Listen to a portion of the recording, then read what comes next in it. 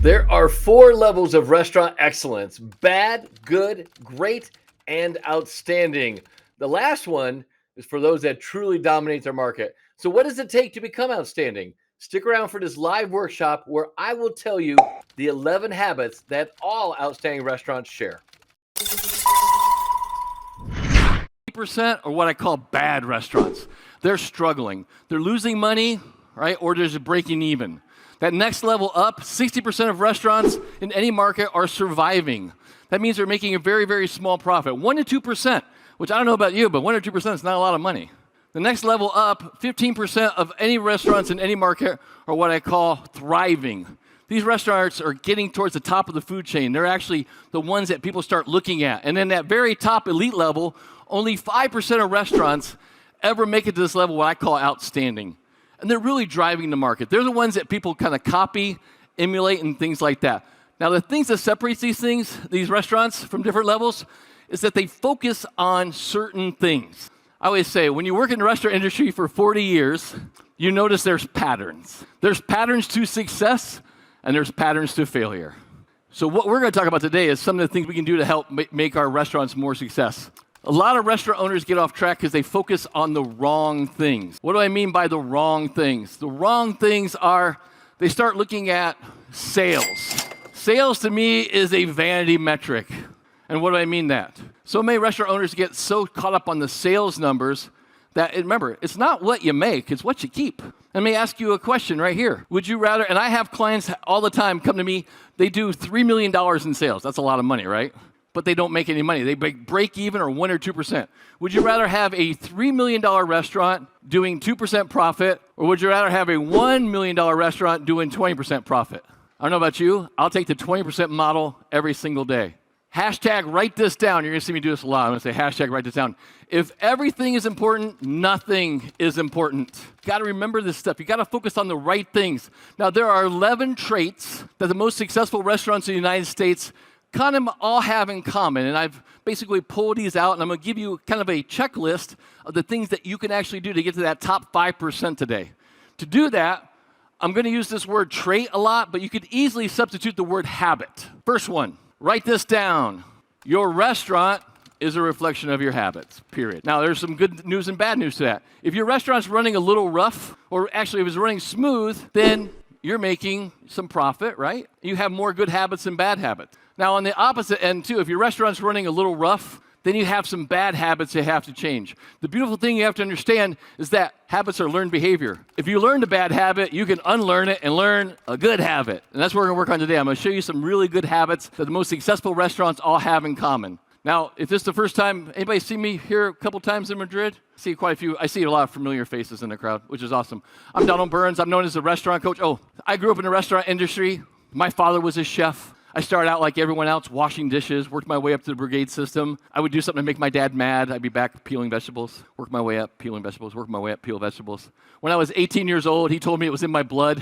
I said, I want a transfusion. I don't want to do this. I really don't want to do this. So I joined the military, got into some special operations team, pararescue, learned how, combat search and rescue, stuff like that. When I got out of the military, went to college, got experience from high school, worked in restaurants, found out I really loved the restaurant industry without my dad yelling and screaming at me.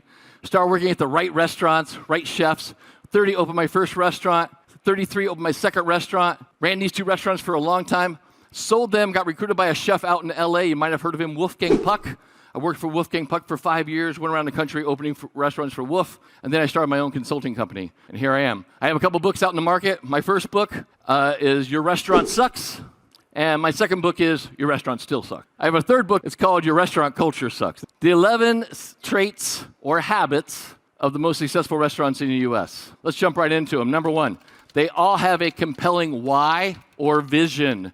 There's a great author out there in the United States. His name is Simon Sinek, and he has this really cool book. And one of the questions I want to ask you today is, why do you do what you do? Why do you get up in the morning? Why do you get up in the morning and go to a restaurant and work all day and night? What drives you? What's your passion? What do you do what you do? Now, Simon Sinek in his book, it's a really great book. Start with why. he has an underlying kind of premise in the book, and it's this. People don't buy what you do, they buy why you do it. And that's what I want you to think about right now is why do you do what you do? He also has a thing in this book, Start With Why. He calls it the golden circle. And the golden circle really lets us understand why our communication sucks with how we're talking to people.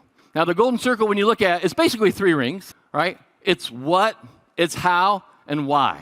Every restaurant on the planet knows what they do. It's basically like, I'm a pizza place, I'm an empanada place, right? Or, whatever we are, whatever you do is what you do. Now, a lot of restaurants know how they do it. That's different. Like we have a Josper wood-burning grill. We use family recipes, things like that. Marketing pros call this your USP, or your unique selling proposition. Now, very few restaurants in the world understand why they do what they do.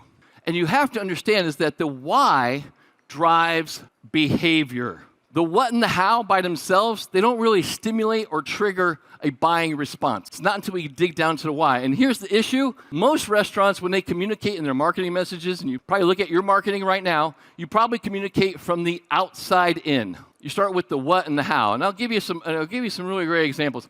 But I want you to write this down. People buy for emotional reasons, and then they justify it with logical ones. We've all done it. I've done it too. I've bought those things online, and then I justified it. Well, I really needed it. Like, you really need a new pair of shoes? No, I wanted them really bad. I didn't really need them, but I wanted them. So now, smart restaurants know how to communicate. So a typical restaurant starts on the outside. They start with the what, and then they go to the how. So I would say a typical restaurant would be like this. They would communicate like this in their marketing. It'd be like, we're a local empanada restaurant.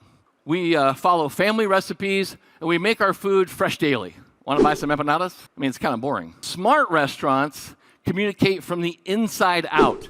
They start with their why, and then they communicate outside.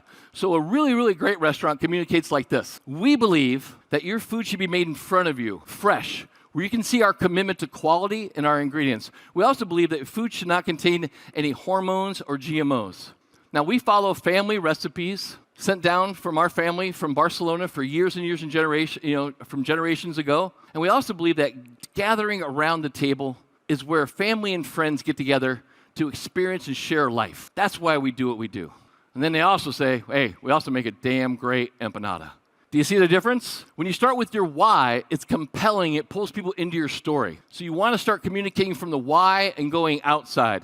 One of the best brands in the United States that demonstrates this is Chipotle. They are huge about this. Number 2, all these top-performing restaurants have high standards. Now, every week, I'll have someone call me or email me and say, hey, Donald, hey, Coach, hey, what's something I could do today that I could have a better restaurant? And my response is always the same. The number one thing that will change your restaurant and change your life is you must raise your standards. So, raise your standards. That sounds kind of simple. It can't be that easy. Well, it's not that easy. It would probably be the hardest thing you do, but I'm telling you, when you raise your standards, it changes the game for you and for everyone else on your team. Hashtag write this down. We don't get what we want. We get what we tolerate in ourselves and especially others. But when you're no longer willing to tolerate something, that's when your life changes. That's when your restaurant changes. When you declare no more. The difference from restaurants, remember you see a lot pyramid? That I had 20% in the bottom, the bad restaurants struggling, and 5% outstanding, thriving. You know the only difference between those two really is their standards. That's the only difference between the bottom of the level and the top of the pyramid is their standards. That's the only thing that changes. Raise your standards. Now, the main reason your standards have dropped is that you started giving yourself excuses. And we all have this. We all start giving, we call them softeners. It's not that bad. Could be worse. It's okay. Because there's things you know deep down that you need to do. One of the things I say is all restaurant owners have this list of things that they should do. I should cost out my menu. I should market more. I should do some more video. I should integrate that online app. I should fire that negative energy vampire sucking the life out of me and my team. I should, and I should, and I should, and I should. Basically, restaurant owners, what I say, they should all over themselves, right? They should themselves into mediocrity. If you want to change that, it's the easiest thing in the world. I want you to change that word should and replace it with must. I must market more. I must cost out my menu. I must start doing videos. I must integrate that new online app. I must fire that negative energy vampire that's sucking the life out of me and my team. Change that word from should into must, and you're going to see a radical, radical difference in your restaurant. And I want you to take something out of the playbook of Hernan Cortez, the famous explorer and conquistador. One of his things, I always say, if you want to take the island, burn the boats. Because when you burn the boats and you give yourself no other option but to go forward, it's amazing what happens. You want to get to yourself, you want to put yourself in a position where you have no other option but to go forward. You got to burn the boats. Fair enough? What holds most people back, and this is the truth, is that we have guarantees. We want guarantees from other people, but we are not willing, or we don't ask for guarantees from ourselves. That can stop when you make a decision that I'm going to start expecting more from myself, and then I'm expecting more from my team. The French Laundry in the United States is well known for their super high standards. They are like the epitome of like high standards in the United States. Thomas Keller and his team, they raise the bar super high, and they do not tolerate anything less than perfection at their restaurant. Now, you don't have to go that crazy. He's pretty crazy, but you don't have to go that crazy. But I want you to raise your level, right? Raise the bar a little bit for yourself. Number 3, they attract A players. What do I mean by A players? Well, you can't make great soup out of rotten ingredients, correct? And you can't build a great team with C players. The best restaurants in the world, what they do is they constantly are recruiting, and they're attracting top talent. They don't just put up job ads when they have an empty slot on the team. And what do I mean by recruiting? How many people put up job ads and they get like nothing, right? Yeah, most people put up job ads. Recruiting is when I'm actively out there recruiting, looking for talent. I'm actually looking for people. Everyone here has a business card, or you have a digital business card. You run into people every single day in your normal life, at the grocery store, at the gym, in retail stores. You're looking for personality. Find someone who has a personality, give them your card and say, hey, listen, I'm not sure if you're looking to make a change, but man, you're really great with people. Have you been to my restaurant? No, never heard of it. Why don't you come on down and have lunch with me, and I'd love to talk to you about some opportunities. That's recruiting. You're actively out there looking for people, right? The top places are always attracting top talent also by their messaging that they send out with their guest experience, also their team experience through marketing. I hate to say this, but the restaurant world, we have a horrible, horrible reputation for we treat people like dirt. And you've probably seen pictures like this on the internet. And we've treated people so bad for so long that many of the younger generation don't even look at the hospitality industry as a viable source or a viable career. What's our number one thing we always do? We're gonna treat you like dirt. We're gonna pay you bad. You're never gonna see your family. If you have a dog, you're gonna have to get rid of it because you're never gonna be home to feed your dog. If you're lucky, you get to sit on a trash can or a pot in the kitchen and eat a meal. Man, we gotta do better than that. The labor crisis in the United States, actually around the world, I know Tina talked about it earlier, it's basically a self-inflicted wound, and it's caused by decades and decades of mental and physical transgressions between restaurant managers and restaurant workers. We got to start doing better. How do we do that? There's a couple things. We got to start promoting the right things. What do I mean by promoting the right things? All right? Let's not promote this self-sacrificing chef culture. The chef that works 16 hours a day and sacrifices their life for their craft. Let's not do that. Let's not also promote the restaurant owner that hasn't taken a vacation in 7 years because they have to be at their restaurant. Let's not start promoting that stuff. What I want us to start doing instead is I want to celebrate our culture, I want to celebrate our diversity, and I celebrate our team. Most restaurants, I'll tell you right now, they don't market very effectively. They put out really bad energy. If you think that your marketing is just about your food, you're totally missing the point of what social media is about. It's about marketing your energy of your brand, not just the pictures. Trust me, they're beautiful, beautiful pictures, but every restaurant in your market puts out the same damn boring pictures. Show me your team. Show me your culture. Show me people having a good time. Show me why you're different than the other restaurants. If you don't tell me why you're different, I assume you're like every other restaurant in the market. You're going to treat me bad. You're going to pay me dirt. I'm never going to see my friends and family. You're not going to feed me. Hashtag write this down. Your vibe or energy attracts your tribe. The energy you put out on social media attracts the people that you want to work with. All of my clients do not have a labor problem. The only problem they have too many people applying because they take these things to heart and they start advertising and marketing their culture on their social media. None of my clients have a labor problem. They have too many people applying. They don't know what to do with them all. So a lot of them are now expanding their brands, doing second, third, fourth locations because now they got so many people on their team, they need actually more revenue or more avenues to open their brand up. That's a good position to be in. A great example of this in the United States is Chick-fil-A. They are known for culture. They are like the standard in the United States for culture is Chick-fil-A. Right, number 4, they live their core values. Words tell me what you say you are. Your actions tell me the truth. I can tell you with 100% accuracy that the very best restaurants in the world not only have a crystal clear why or purpose or why we do what we do, they also have a solid set of core values that they live. Not just a poster in the employee break room, not just a list of words on the employee manual that you hand out when they first get hired. These are actually core values that they talk, breathe, and practice every day. They hold their leadership team accountable to be examples of their core values. The very best restaurants in the United States, they use their core values. I always say your core values are kind of like a compass.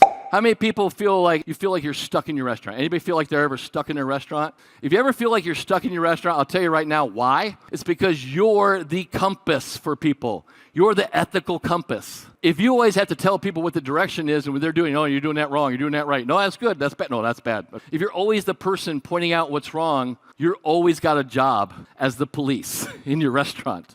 If you ever want to elevate yourself where you're not having to do that, or if you have multiple locations and you wonder, how come I got one location that's really great, one location that's not so good, it's the culture. I'm telling you right now.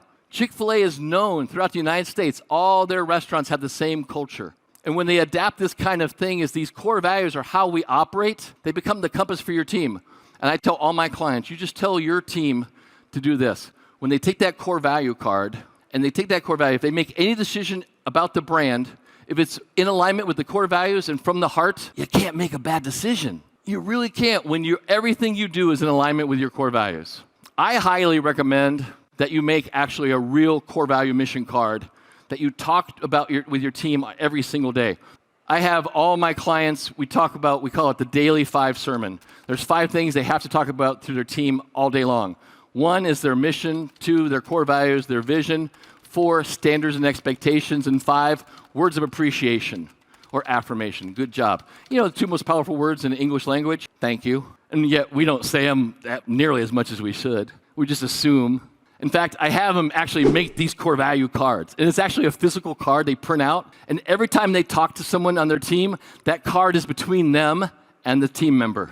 And they always use it as a reference. And one of the things we always do is we critique the performance, not the performer. We always use these core value cards. Every time they have an interaction, that core value card comes out. One of the great examples in the United States is Danny Meyer's Union Hospitality. Union Square Hospitality Group is known for their enlightened hospitality core values they have. Great example. Number 5, they have multiple revenue streams. Did COVID teach us anything that, you put your eggs in one basket? Don't be upset when your basket gets stolen, right? That's what COVID told us right away. The pandemic taught a lot of restaurants you need to expand your revenue streams. You need to expand your revenue streams. I have clients now that during the pandemic, they were actually making kombucha, and they started bottling their own kombucha. And now, because of opportunity, this brand right here, it's called the Vegetable Hunter in the United States in Pennsylvania. They have their kombucha not only in like all the grocery stores in Pennsylvania, all the convenience stores in Pennsylvania. It's turned into such a huge revenue stream that they actually had to open a separate company just to keep up with production. That's a good opportunity to have. Another way you can diversify your revenue streams, ghost kitchens have become a huge thing. Meredith and Carl, they wrote a great book out there called Delivering the Digital. They have a fantastic book. They will tell you everything you need to enhance your digital experience and get your restaurant on the map, how you can increase your digital revenue streams. Virtual brands are another thing. Retail outlets are, again, I know a lot of restaurants that did pop-ups during COVID or started doing pop-up events. Huge opportunities. There's lots of ways you can expand your revenue stream. And think about that. What could you do that could take off some pressure from filling your dining room? How many of us have that pressure? Because we only have one revenue stream. And that pressure is if my dining room's not full tonight, I'm screwed. Wouldn't it be nice to have some different revenue streams where you didn't have to worry about that as much? It'd be nice, like, if we had a great night in the restaurant, it'd be cool. But if I have some other revenue streams, I'm not committed to just having to be worried that my restaurant didn't fill up. Hashtag, write this down. It's never a lack of resources that hold people back. It's a lack of resourcefulness. Just being creative. And if you ever feel like you don't have that, I don't know what to do and stuff like that, hey, reach out to me. I'll sit and talk to you for a while, and I'll share all kinds of ideas. We'll brainstorm and think of 100 different ways you could increase your revenue streams. I actually did a mind map with my clients, and we actually came up with alternative revenue streams. I think we came up with 145 different revenue streams that restaurants could tap into. Because when I asked everyone the same question, what could you do to take the pressure off? I don't know. I was, well, let's talk about it. We brainstormed out. We had like 145 different revenue streams. It's not a lack of resources. Lack of resourcefulness holds you back. Doghouse is a famous brand in the United States. They have some virtual brands. They have one called Bad Mother Clucka, which is a chicken concept, and they have badass breakfast burritos. They have taken their brick and mortar restaurant called Doghouse, and they've expanded out into the virtual world, and it works really, really well for them. What could you do to expand your brand in the digital format or a digital space that wouldn't really take away your attention or your focus on your brick and mortar restaurant? That's the things I want you to think about. Number 6, they're committed to training. We don't rise to the level of our expectations, we fall to the level of our training. That's so true. I would say the number one thing that separates those restaurants at the top from the restaurants at the bottom is they make training part of their culture. In fact, remember that pyramid? There's different levels of restaurants: bad, good, great, outstanding. I'll tell you, there's a culture that goes with each one. Bad restaurants, toxic culture. Good restaurants, surviving restaurants, have a training culture. They train you on the front end. When you get hired, they give you a little bit of training. You follow someone around for 3 days, and that's it. Great restaurants have a learning culture, and the very top have what's known as a leadership culture. The difference between the top and the bottom is really this. The restaurant's at the bottom. The team runs the restaurant, but they run it their way. The top level, outstanding restaurants, the team runs the restaurant, but they run it your way. Pretty close. But one is like you're in like stress and panic all the time. And a great example is McDonald's. Did you know everyone hears the story of McDonald's. They've been around for like 66 years. One of the things a lot of people don't associate with McDonald's is that they actually started the first kind of national training for all their franchises. They started this thing called Hamburger University. And they made this kind of portal where they have everyone go through and get consistent training, and they come back for more training all year round. It's not just a one and done. You don't come to Hamburger University. You actually have more stuff now. You want to create this environment, this learning culture where your team is constantly learning, constantly asking, constantly wanting to be better. You want to get to this point where they're coming in and go, hey, what else you got? Hey, that was great stuff. What else you got? You want to get to this. One of my favorite things in the world, I say to all my clients, is I have this little wristband. And I say this phrase a lot. I have this saying I walk around all the time, and I ask my clients this all the time too. I say, what's next? I always want to keep what I call trigger phrases, where I'm always asking people, what can I do to get them to think about in the future sense? What can I get them to think about moving forward? So I always just think, what's next? What's next? And I know I always got people when they start walking up to me afterwards, and they say to me, hey, what's next? And I got you now, because now I got you saying it. Think about this. In a 10-year lifespan, 96% of restaurants won't make it. I don't know about you, that's scary, okay? In a 10-year time span, especially in the United States, only 4% will actually make it. And here's the thing, make it does not mean they'll be very profitable. They're like that surviving. They're making 2%, 3%. I mean, I don't know about you, man, but working that hard, that long for that little bit of money is horrible. Love them or hate them, everyone in this room has heard of McDonald's. They have brand recognition, and they're also really well known for their training systems. If you want to rise to the top of the market, then you have to commit to being known as the restaurant that trains their team more than any other. And here's the beautiful thing about that, is that you can make that commitment today. You can say, hey, you know what? Starting today, we're going to train more than any other restaurant in our market. And you want to be known as we are the restaurant that outtrains everybody. It's the easiest thing to do. It doesn't cost you anything, a little bit of your time. It's so valuable, though. It will change your organization overnight if you adapt this thing. McDonald's and pizza, Chipotle, all well known for having integrated continuing education for their teams. You want to be known. You want to be that brand in your market that's known for training more than anybody else. Number 7, they create raving fans. You have 2 types of fans. You have internal and external fans. Don't sacrifice one for the other. The very best brands in the world understand they have 2 types of guests. You have the external guest who comes in your restaurant and they purchase your goods and service. And then you have internal guests that actually create the experience for the external guests. So 2 types of guests, internal, external.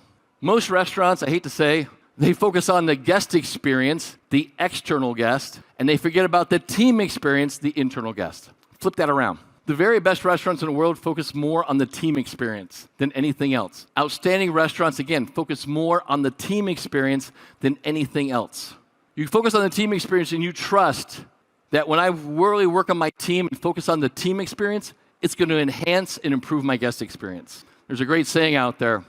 You don't build a business, you build people, and then your people build your business. Hashtag write that shit down. You don't build business, you build your team, you build your people, and then your people build that business. Remember, if you're always the one doing everything, you're the clog in the wheel, and you're never going to get a life. I'm so adamant about restaurant owners getting a life back.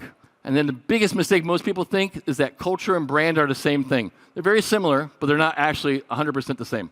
All right? They're a little different, and I'm going to give you the definitions of both. Brand is what your guests say about you, what they say to their friends or family online. Culture is what your team says about you online to their friends and to their family. Most everyone on this thing can easily tell you what your brand says. You just look at your online reviews. You can tell me what people think about your brand.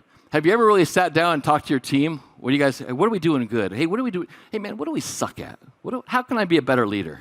We start asking better questions, you get better results. And you want to think of brand and culture kind of like yin yang. They live in a symbiotic state. They need each other. Brand needs culture, culture needs brand. But yet we focus so much on that brand persona that we forget that culture part. It's so integral to success. That's why my next book is all about culture. Your restaurant culture sucks because I find culture is the defining factor. In-N-Out Burger, Chick-fil-A, two American brands known for culture.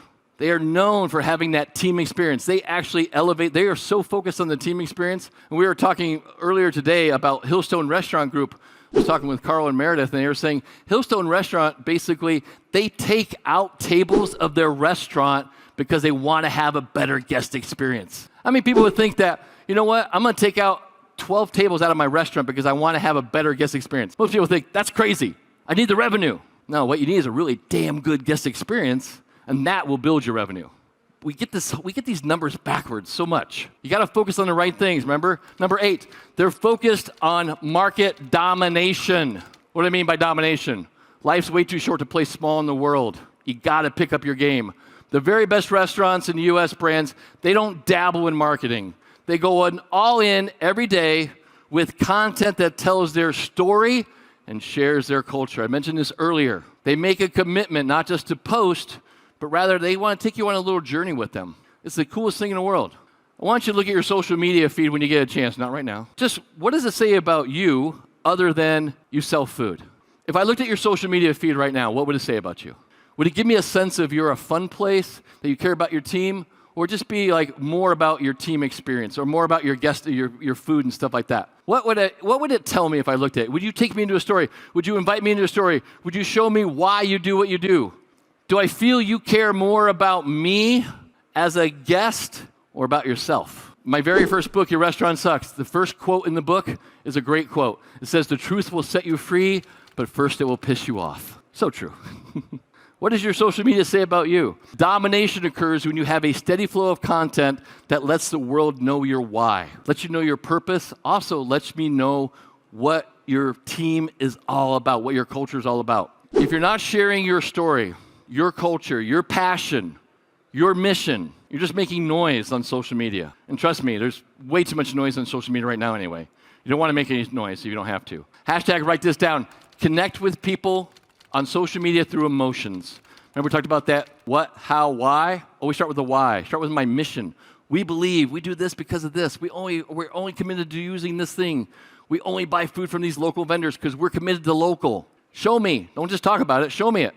Take me on an adventure. Take me on a journey with you. Starbucks, Next Door Juice Bar, Modern Market are great examples of restaurants that really have a strong social media, but they actually really convey their why, their purpose, and their commitment to their team. Number 9, they embrace the spirit of hospitality and use technology to keep connected. Did you know the word hospitality comes from the Latin word hospice, which means to be a host? So when you're actually acting in the essence of hospitality, you want to make people feel like they're a guest in your home. That's what being in the essence of hospitality is. Hospice is actually the essence of being the ultimate host. Some brands have an easier time doing this because they have a lot of different contact points. So in a normal kind of guest journey, there's basically 12 contact points. We have online reputation, entry, the greeter, the dining room, the restrooms, the team, the food and beverage, the check back, the cash out, the farewell. Now, this has changed because COVID's changed a lot of the game. So you have to start rethinking the guest journey. And what can I do to enhance the guest journey along the way? You have to interact and have to maximize the interactions, especially if you take away some of the touch points. When you take away some of the touch points, you have to maximize your interactions. A lot of guests have adapted and started looking at your brand in a new sense of things. And again, Carl and Meredith can talk to you for days about this. Online is huge. Here's the thing about technology. You got to embrace it, even if you don't like it. I have a lot of people like saying, oh, and this is usually, I always say, in coaching, we have a lot of BS. You heard of BS before? Some say bullshit? No, it's belief systems. You have a lot of belief systems. You have a lot of bad belief systems. Like I'll have someone say, I don't need to be on I don't need to be on Instagram. My guests don't use Instagram. Oh, bullshit. They use Instagram. You just don't want to get on Instagram. Just because you don't like it doesn't mean that guests aren't there, right? I have it all the time. My people don't do this. Well, they do. And Meredith and Carl can give you tons of data about that. I don't have the data. They're the data people. I'm not the data people. Your guests and your team always embrace stuff before you will. They also want it. How many restaurants I know are so resistant right now to TikTok? Oh, TikTok's just a dancing app. No, it's not just a dancing app. It's actually a really, really well-connected social media platform that gets you a lot of recognition if you do it right. Don't ignore stuff. Which technology should you use? Online ordering app? You should have a mobile app for your restaurant. Text message marketing is huge in the United States. Loyalty programs are huge also. I'm a big, huge believer of having loyalty programs. Every restaurant we've been to in Spain so far never asked us to join a loyalty program yet. Starbucks, Noodles & Company, Mod Pizza, well known for their digital technology, their loyalty programs, their online interactions. All well known. Starbucks has probably one of the best loyalty programs in the world. Noodles & Company has another great loyalty program. They're amazing loyalty programs. Number 10, they constantly protect their brand. Always be aware of what I call as mediocrity creep. Mediocrity creep is something you've worked so hard to create something, okay? You have to protect it at all times. This goes back to that kind of one of those first slides I talked about, raising your standards. Raising your standards and keeping them up there. I have all my clients make a list, I call them non-negotiables. You know the beautiful thing about a non-negotiable? It's non-negotiable. Under Armour has a saying that's become their foundation of their brand, of their culture. Protect this house. They actually have T-shirts. They have signs all over their restaurant, all over their retail stores. Protect this house. When I worked for Wolfgang Puck, it was an amazing experience. And the thing about Wolf that was really, really great is that he had that kind of mission. You want to make your restaurant better by developing your mission, core values, vision, and why. When you raise your standards to be the best version you can be of yourself, you are going to become a target. Do we aim for the low restaurants in our market? Like, man, that restaurant really sucks. I want to be just as good as they are. No, we pick the best restaurants and they become a target for us, right? As you raise your standards, as you make your restaurant better, trust me, people will start gunning for you. If people are not imitating you, copying your brand, knocking your stuff off, you're not out there pushing it far enough. You want to be the brand that gets copied. You want to get the brand that, I used to live when I had my own restaurants and say, hey, chef, man, hey, the restaurant down the street knocked off your pork dish. That's so cool, man, awesome. I love that. That means I'm doing it right. If I'm making enough waves in my market where you're starting to copy me, that's where I want to be. You got to be aware of what's known as crab mentality. Crab mentality is basically if I can't have it, I'm not going to let you have it. Anybody ever see crabs? When they harvest crabs, they don't put a lid on the bucket because the crabs will pull each other down. That's called crab mentality. You have to be aware. It's a big warning flag right here. Be aware that crab mentality can come from your competition. Everybody have competitors write bad reviews about you? Yeah, and they're just BS, right? And that actually wasn't belief system, that was bullshit. That kind of BS. And you have them, but you also got to be aware that sometimes that crab mentality could come from someone within your team being subversive, sabotaging your brand. We call those negative energy vampires. And you have to get rid of negative energy vampires as fast as you can. Like I said, when I worked for Wolfgang Puck, he always preached all the time. We make all our decisions based on what would protect the brand the best. So how do you protect your brand? Do you have written standards? Do you have written recipes? Do you have a multi-dimensional training system? If you do not, these are the exact things you want to start with. And number 11, they practice what's known as Kaizen or Kaizen. Kaizen is a Japanese philosophy, and it basically is like this. If you're not getting better, you're getting worse. All outstanding restaurants, those ones at that 5% level, and all restaurants around the world, they never settle for what was accomplished yesterday. You want to adopt this kind of philosophy of Kaizen.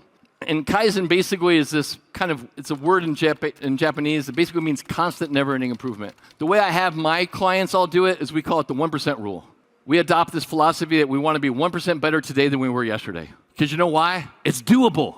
I can have everyone on my team can buy in on that. Hey guys, just want us to be 1% better today than we were yesterday. A little bit faster, a little bit cleaner, a little bit smoother. Just imagine, if you just 1% better every day, a year from now, you'd have a wholly different restaurant. And it's so easy, but we don't enforce it. We don't maintain it. We don't keep the team on target about this. And we kind of like, as soon as we get some resistance or pushback, okay. I'm sorry, I was like pushing a little too hard. I'm sorry. You're going to get resistance. That's their job to push you back. Remember, it's a commitment each day to be better than you were yesterday. That's the 1% rule. And I'm telling you right now, when you adopt this into your life, into your culture, amazing things happen to your restaurant. And amazing things will happen for you.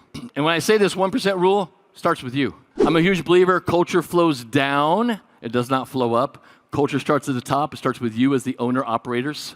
Your culture, your attitude, your mindset flows down to the team. When you have this kind of culture of this like improvement, this 1% improvement, you're going to enjoy the journey of success more. You're going to find that you don't get bored. You're also going to want to seek to learn and understand the world around you. And you're not going to worry about the competition because you're going to make them worry about you. That's where you want to be. How many people in here, and probably if you all are honest, you probably at one time or another said, you've worried about somebody in the competition. No, from now on, I don't ever want you to worry about the competition. I want you to make them worry about you from now on. The 11 traits I showed you today, if you practice these, and I say if you take them and you apply them is the big word here. That's why it's bolded out in orange. You have to apply them. The tools I talked about today are just merely potential. A hammer on the table is not really a tool. It's just potential. It's not until I pick up that hammer and actually apply it that it has actually any value. Everything I talked about today, these 11 things, they're the same thing. You have to pick them up and you have to apply them. I want to say thank you to Ava and Manuel for having me back. I mean, the hospitality and kindness in Madrid has always been spectacular. Again, this is my 5th year here. I love it so much. My mission has always been to help independent restaurants build their brand, strengthen their team, and increase their profits. If I can be of any service to you, you can always reach out to me at donald@therestaurantcoach.com. I want to say thank you for being here today. I finish up at 27 seconds left.